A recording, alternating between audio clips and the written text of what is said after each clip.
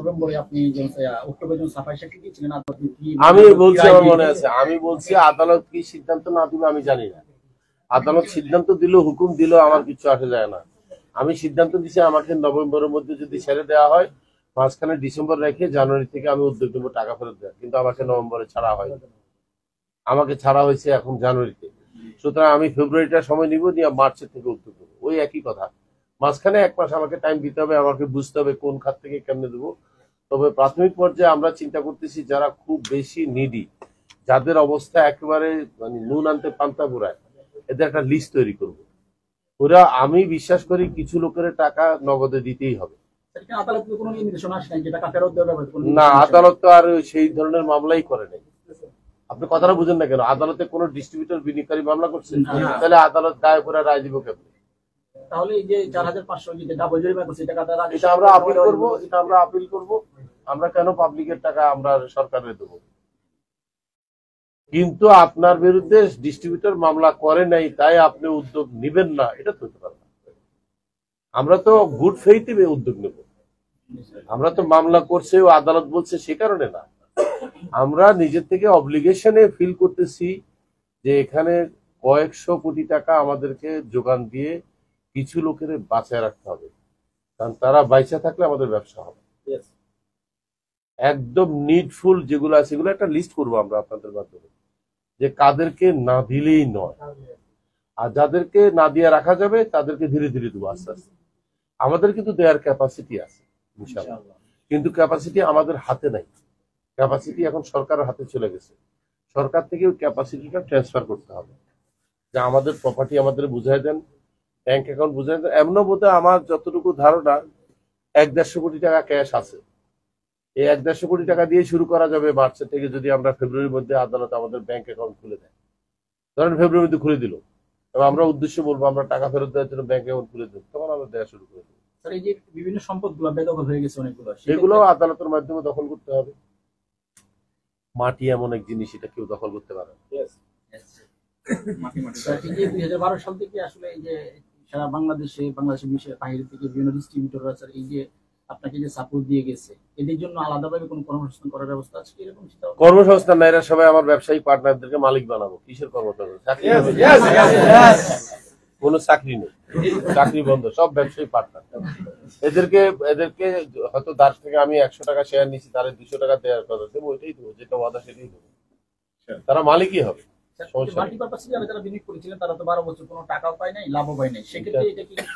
আমি তো পাইনি, আমার তো 2 কোটি টাকা শেয়ার। আপনি এটা সরকারের কাছে ক্ষতিপূরণ চেয়ে মামলা করবেন মাল্টিপারপাসের পক্ষ থেকে একজনে, বা আমরা অনেকে মিলে মাল্টিপারপাসের পক্ষ থেকে ক্ষতিপূরণ চাবো। আমাদের এই ব্যবসা বন্ধ থাকার কারণে আমরা ডিভিডেন্ড পাইনি, ব্যবসার কারণে আমরা ক্ষতিপূরণ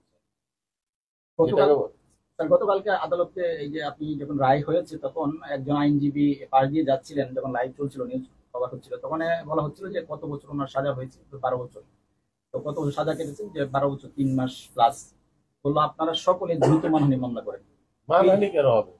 ক্ষতিপূরণ মামলা করেন। সেই ক্ষতিপূরণের মামলা করেন আপনারা, কারণ এটার ব্যাপারে আপনার পদক্ষেপ নেন, কারণ এই যে 3টা মাস যে সময় চলে গেছে, এটা ক্ষতিপূরণ দিতে হবে।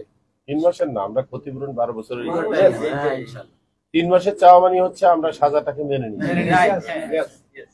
আমরা পুরোটাই আমরা মানতে রাজি না। আমার কথা হচ্ছে আমি কার খালুরে, এখানে কথাটা এই জন্য, যারা আমার পাওনাদার তারা আমার বিরুদ্ধে অভিযোগ করে না, আপনাকে রাস্তা দিয়ে হাইটা যেতে বলা, হু আর ইউ? আর দুদকের তো প্রাইভেট কোম্পানিতে নাক গলানোর এখতিয়ারই নেই। দুদক দেখবে সরকারি প্রতিষ্ঠানের দুর্নীতি। মানি লন্ডারিং কাকে বলে? মানি লন্ডারিং বলে আপনি অবৈধভাবে কোনো অর্থ উপার্জন করলে সেটা বিভিন্ন জায়গায় লেয়ারিং করলে মানি লন্ডারিং। আমাদেরকে অবৈধ কেন বলা হয়েছে আপনাকে আগে বুঝতে হবে। MLM পদ্ধতিতে লেনদেন হয়েছে, এটাই অবৈধ। এখন আমাদেরকে আদালতে আগে ফাইট করতে হবে আদৌ MLM পদ্ধতিতে লেনদেন অবৈধ কিনা। যদি আদালত বলে MLM পদ্ধতিতে MLM অবৈধ না, তাহলে আমাদের টোটাল মামলায় ওখানে শেষ, আর দরকার নেই। গতকালকে এই যে রায়ের পর যখন নাকি প্রতিক্রিয়া দেওয়া হচ্ছে, জাহাঙ্গীর সাহেব উনি একটা বিষয় এইভাবে বলেছেন মিডিয়ার সামনে, সকল মিডিয়াগুলোতে আসছে, যে আদালতের অনুমতি ছাড়াই 2006 সাল থেকে ওনারা 5,000 কোটি টাকা টোটাল গাছ বিক্রি করে ফেলছে। ডেস্টিনি গ্রুপে তো লেনদেনই হচ্ছে 5,121 কোটি। এটা ওই গাছের মাধ্যমে, এটা কি মিথ্যা তথ্য? এটা উনি ওইটা ওনাকে যেভাবে ব্রিফ করছে ওনার বাদী, ওনার দোষ কি? আমি যদি আমার উকিলের কাছে মিথ্যা ব্রিফ করি, আমার উকিল সেভাবে কথা বলবো না? এটা তো জাহাঙ্গীর সাহেবের দোষ না। এইটা জাহাঙ্গীর সাহেবকে বাদী যেভাবে ডিকটেট করছে, ব্রিফ করছে, এইভাবে সে কথা বলছে। আপনাকে বুঝতে হবে, লয়ার কিন্তু কখনো নিজের থেকে বানায় কথা বলে না। লয়ারকে যে তথ্য দেওয়া হয় সে সেটাই বলে। কারণ জাহাঙ্গীর সাহেবের এখানে কোনো স্বার্থই নেই মিথ্যা কথা বলার। তাকে মাল্টিপারপাস স্যার, এই যে আপনার এই যে ওনাকে জরিমানা করা এরকম হয়েছে, ওনাকে এরকম কথাও বলা হয়েছে যে আমরা হাজার হাজার কোটি টাকার গাছ বেচছি, গাছ একটাও লাগাইনি। কেন আমরা 1 কোটি গাছ লাগাইছি না? যে অবশ্যই স্যার। তাইলে 1 কোটির বেশি। উনি আদালতে স্যার আরেকটা বিষয় বলেছেন যে এখানে উনি যারা যাই বলছে কথাটা শুনেন, আগে উকিলের ভূমিকাটা বুঝতে হবে। একজন উকিল যখন কথা বলে সে কিন্তু উকিল না, সে তখন বাদীর প্রক্সি দেয়। দেখবেন সে কি বলে, যখন আসামির প্রক্সি দেয় তখন বাদী, তখন উকিল বলে কি, স্যার আমি অপরাধ করি নাই। তার মানে কি এটা উকিল উকিলের কথা করতেছে? না, সে আসামির পক্ষে বলতেছে আমি অপরাধ করি নাই। তো একজন সরকারি উকিল যখন কথা বলে সে আমি মানি সে না, সে আমি মানি বাদী, সে বাদীর প্রক্সি দিচ্ছে। স্যার টিপ কন্ডিশনের ব্যাপারে কি মানে একটা কিছু প্ল্যান পরিকল্পনা কি করবেন? সবই আপিল করতে হবে। কথাটা হচ্ছে যতদিন আইনের সুব্যবস্থা না আসবে, আইনের স্বচ্ছতা না আসবে, বাংলাদেশে যতদিন পর্যন্ত জবাবদিহিতা তৈরি না হবে, ততদিন আমি আপনি না, শুধু বাংলাদেশে সবাই আইনের বিড়ম্বনা হবে। সেক্ষেত্রে আপনাকে শুধু আপিলে যেতে হবে। আপনার শেষ জায়গা কোনটা যাওয়ার? আদালত। আপনি আদালতেই যাবেন। ঠিক আছে স্যার, গতকালকে একটা বিষয়, সেটা হচ্ছে মাল্টিপারপাস মামলার মধ্যে যে জরিমানাটা করা হয়েছে, ঠিক তার সাথে এখানে ডাবল জরিমানা করা হয়েছে। সেক্ষেত্রে কি আসলে কি ন্যায় বিচার কি প্রতিষ্ঠিত হচ্ছে আপনার দৃষ্টিতে? কি মনে এই হয়? কথাগুলো আমরা আপিল করব, এই কথাগুলো আমরা আপিল করব আদালতে। কিন্তু তার অর্থ এই নয় যে আমি ওপিনিয়ন দিব যে এটা ঠিক হয়নি। আমি তো জাজমেন্ট দেওয়ার কেউ না, না। আমি সংক্ষুব্ধ হিসাবে বলবো আমার প্রতি অন্যায় বিচার করা হয়েছে, আমি এইটুকু পর্যন্ত বলতে পারবো। আমি ন্যায় বিচার পাইনি, কিন্তু আইন কিভাবে ভুল করছে এটা বলার এখতিয়ার আমার নাই। আইন ভুল করছে এটা বলবো হায়ার কোর্ট। আদালত থেকে যদি সবকিছু আপনাকে বুঝিয়ে দেওয়া হয়, সেক্ষেত্রে যে মোটামুটি হয়েছিল যে বিনিয়োগকারী টাকা পয়সা ফেরত ফেরত দেওয়ার ব্যাপারে, সে ব্যাপারে কি আপনি কোনো পদক্ষেপ নেবেন যদি আদালত থেকে এরকম এবার আমি ঘোষণা একটা আসে? কথাটা বুঝাই বলি, আমাদের বিনিয়োগকারী আগে বুঝতে হবে কতজন। স্যার, আমাদের 45 লক্ষ ডিস্ট্রিবিউটর, তার মধ্যে 17 লক্ষ লোক গাছে বিনিয়োগ করছে। তো ওই ডিস্ট্রিবিউটররাই কিন্তু বিনিয়োগ করছে। তাহলে তার এখানে দুইটা স্ট্যাটাস, একটা হলো সে ডেস্টিনি ডিস্ট্রিবিউটর, আর একটা হলো সে ট্রি প্ল্যান্টেশনের 17 লক্ষ বিনিয়োগকারী। আবার তাদের মধ্যে 8.5 লক্ষ লোক সমিতি শেয়ার কিনছে। তার মানে কি ওই একই লোক 3 জায়গায় আছে। 3 জায়গায় আছে। তো এরা সবাই কিন্তু আমার ব্যবসায়িক পার্টনার, আমরা ব্যবসা করতেছি। এখন মনে করেন আপনি বা মাহবুব আমাদের স্টাফ থাকা অবস্থায় আপনি আমার 1 লাখ টাকা ধার দিচ্ছেন। আমি যখন আপনাকে 1 লাখ টাকা ফেরত দিচ্ছি, আমি কি আপনাকে চাকরি থেকে আমি টাকাই ফেরত দিচ্ছি? এখানেও ব্যাপারটা তাই। এখানে আমার ডিস্ট্রিবিউটররা ডিস্ট্রিবিউটরই থাকবে, শুধু তার থেকে যেটা বিনিয়োগ নেওয়া হয়েছে তাকে সে বিনিয়োগের টাকাটা ফেরত দেওয়া হবে। এই উদ্যোগ নিচ্ছি প্রথমে। দ্বিতীয়টা হচ্ছে, যেহেতু সে একটা আশা করে টাকাটা দিচ্ছে, আর তার আশা রাখার জন্য আমি কিছু প্রপার্টি কিনছি। এখন তার সাথে আমার সেকেন্ড আন্ডারস্ট্যান্ডিং হবে, ওই সম্পত্তি কেনার থেকে যদি লাভ হয় আনুপাতিক হারে তাকে আমি লাভ দেব। কিন্তু আগে দেবো তার অরিজিনাল ফেরত। অরিজিনাল না দিলে তো আমি তার সাথে ট্রাস্ট বিল্ড করতে পারবো না।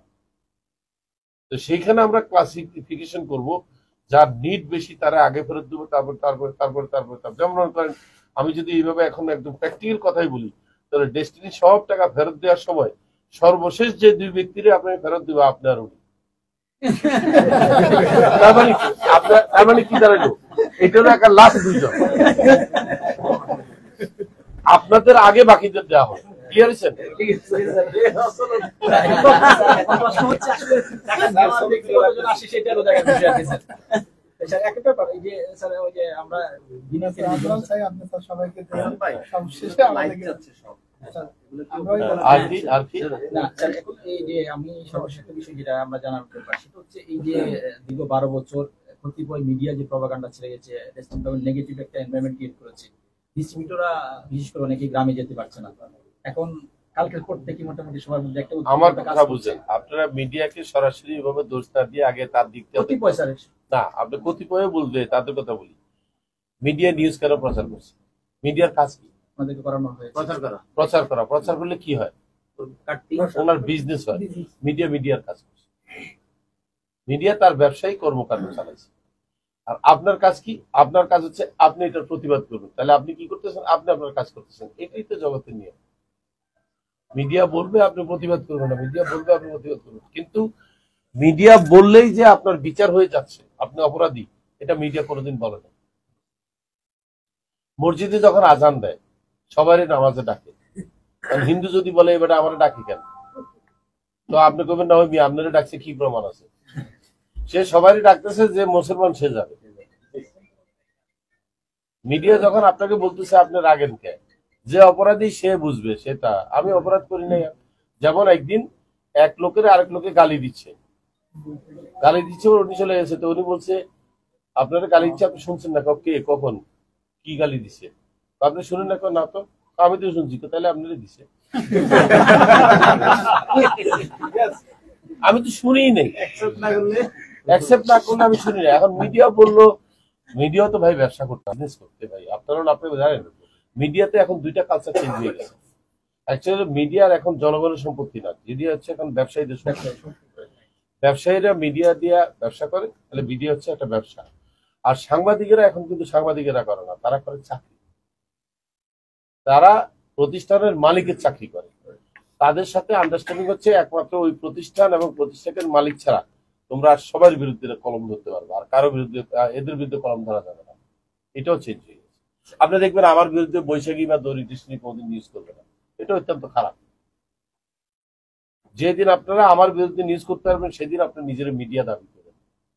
আদারওয়াইজ আপনি করবেন যে এটা ডেস্টিনির ব্যবসা, ব্যবসা প্রতিষ্ঠান। মিডিয়া এখন আর মিডিয়া নেই, ব্যবসা প্রতিষ্ঠান করেছে। সব মিডিয়া ধুমসে বিজনেস করতেছে। এটা হলো দুঃখজনক। আগের সে মিডিয়া আছে না। স্যার এখানে আরেকটা ব্যাপার একটু করতে চাই, যে ডিস্ট্রিবিউটর যারা আছে তাদের জন্য আগে আপনি যে একটা অনুষ্ঠান বৈশাখীতে শুরু করেছিলেন, এরকম কোনো পরিকল্পনা আছে কি? ডিস্ট্রিবিউটরদের জন্য এরকম সব মানে আমি জানি না, সেটা যদি বৈশাখী টিভি সাংবাদিকেরা আমাকে জেরা করতে চায় আমি আসবো, কিন্তু শর্ত একটা, আমাকে জেরা করতে হবে। যার সাহস আছে আমাকে তাকে জেরা করার, তার সামনে যাবো। আমি এই জন্য মিঠুন মুস্তাফিজের খুঁজতেছি, তার মিঠুন মুস্তাফিজ আমাকে দুর্দান্ত জেরা করতে, না এই দুর্দান্ত জেরা করতে আমার খুব পছন্দ হয়েছে। আমাকে একদিন রাহুল রায় বলতেছিল, আমি আপনার সাক্ষাৎকার নেবো, আপনি কি কোশ্চেন করে দেখে নেবেন? আমি নো কোশ্চেন অ্যাবাউট ইট। কিসের কোশ্চেন দেখবো? কেন? আমি লাইভ যা বলবেন তাই উত্তর দেবো। আপনার রেডি আছেন? আমি অবশ্যই অলওয়েজ রেডি। রাহুল আমাকে অফার দিচ্ছিল যে আপনি কি দেখে দিবেন? আমি না, কিসে দেখা দেখি? দেখে দেওয়া মানে তো নাটক, যে এটা আপনি এইভাবে বলবো, আপনি এইভাবে উত্তর দিয়ে কাজদামির একটা সীমা আছে। স্যার এখন বিভিন্ন চ্যানেলে যদি আপনি নতুন করে যদি বিভিন্ন টক শোতে যদি কল করা হয় সেক্ষেত্রে আপনি, সেক্ষেত্রে আমি তাদেরকে বিজ্ঞাপনের খরচ পাঠিয়ে দেবো। তারা প্রচার করলো যে ডেস্টিনি শুরু হচ্ছে, আমরা পয়সা দিয়ে নিতে হবে। টক শোতে যাবো কিনা এটা আমি জানি না। আমি বলছি যে আমাদের বিরুদ্ধে প্রচার করে তাদের বিজ্ঞাপনের খরচটা পাঠিয়ে দেবো, যে আপনারা এটা প্রচার করার জন্য আপনাদের বেশি টাকা দিতে পারলে আমি সামান্য দিয়ে যান। যে আমি বাইরে হচ্ছি, আবার ডেস্টিনি চালু হচ্ছে, আপনি এটা আতঙ্ক সৃষ্টি করে দেন।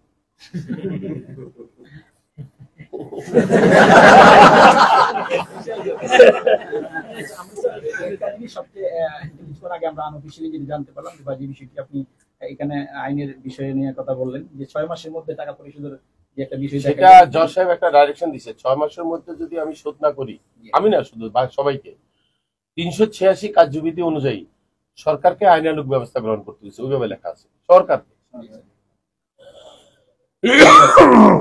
ঠিক আছে, থ্যাংক ইউ।